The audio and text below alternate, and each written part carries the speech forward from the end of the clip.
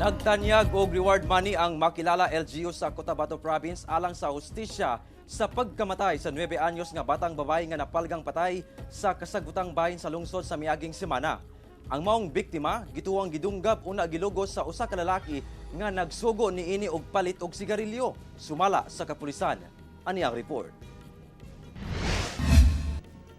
Nadugta na diyang nakaplagan ang usa ka 9 anyos nga batang babae sa kasagbutan ug bakanting luna sa Purok 2 Barangay New Israel makilala Cotabato niadtong November 26 sa gabii. Ang maong biktima usa ka grade 3 pupil nga residente sa maong lugar. Kinsa unang gireport sa Kabanay nga na-missing niadtong November 23 human nga pag-uli sa Kabanay gikan sa Lakaw wala na kini sa ilang panimalay.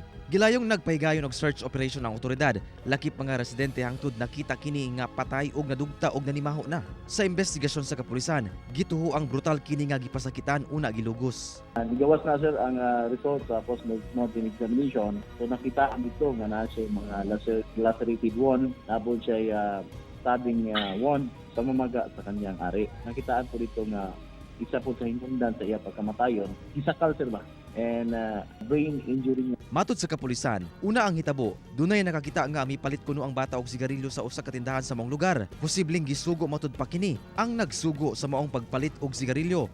Usa sa tulo ka mga persons of interest sa kapulisan.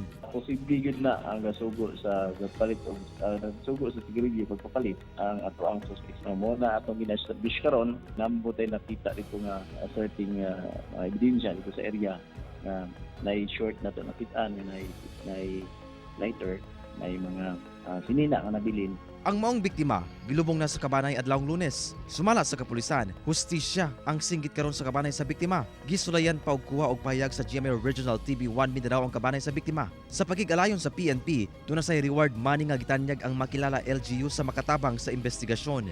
Panawagan sa pamilya sir is justice good no. Tungod sa ilang palangga nga anak nawala, then natagpuan patay na.